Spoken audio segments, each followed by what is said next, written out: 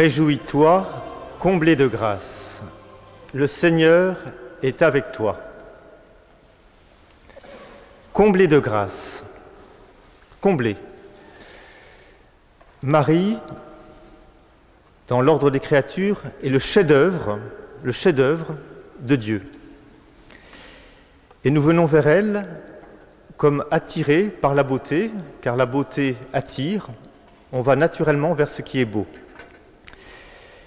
Mais, chose étrange, nous ne regardons pas cette beauté avec une forme de jalousie, en disant c'est bien pour elle, tant mieux pour elle, et tant pis pour moi. On ne regarde pas Marie avec jalousie, ni avec une froide distance, comme une beauté splendide, mais finalement qui n'a rien à voir avec moi. Et chose étrange, Marie, chef-d'œuvre de Dieu, nous attire. Alors il faut même aller plus loin.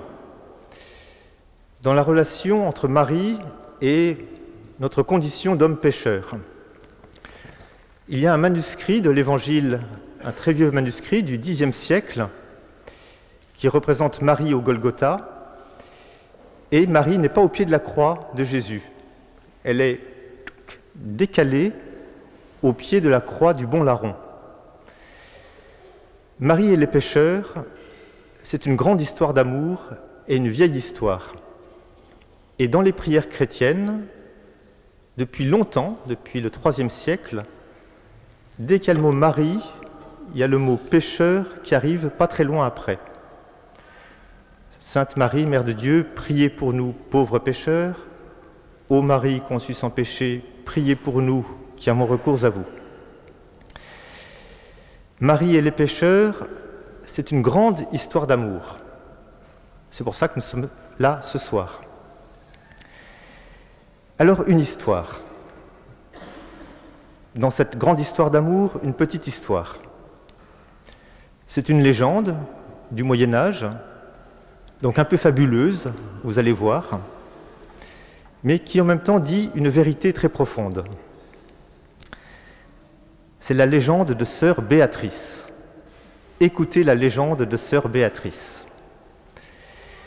Nous sommes dans un couvent des Brumes du Nord, et sœur Béatrice a été séduite par un beau prince, le prince Bélidor. Et elle s'apprête à quitter son couvent. Le chevalier est là, à la porte. Et là, réflexe ultime, avant de quitter le couvent, elle se jette devant la statue de la Vierge et lui adresse une prière d'enfant. Le prince frappe, elle sort. Et elle va passer 20 ans de turpitude.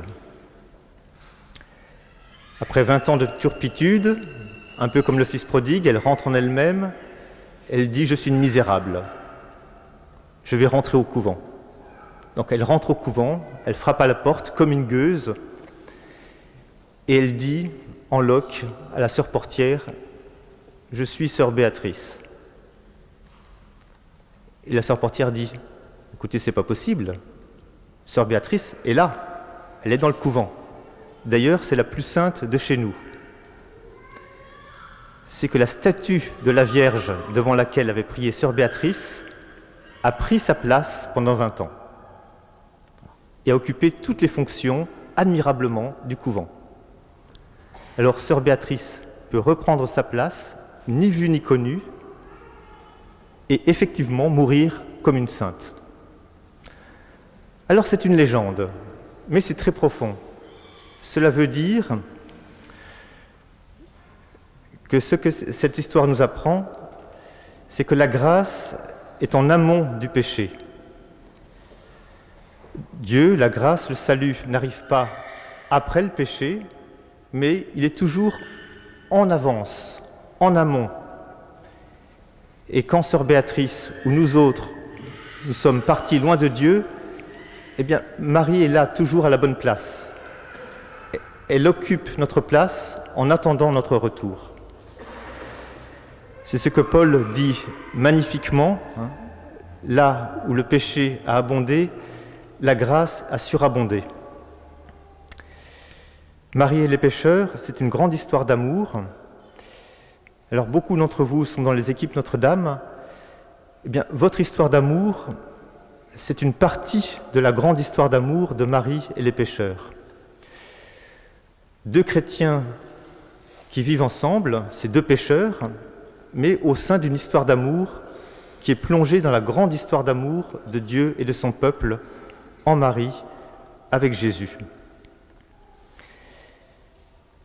Julienne de Norwich, une mystique anglaise, un jour a une vision théologique, elle ne la voit pas vraiment, une vision théologique de Marie, et Dieu lui dit « Vois en elle, vois en Marie, combien toi tu es aimé. » Non pas « Regarde comme Marie est aimée », mais « Vois en elle, combien toi tu es aimé. » Alors oui, aujourd'hui nous fêtons Marie Immaculée, tout aimée, comblée de grâce, mais on la regarde avec nous. Vois en elle combien toi tu es aimé.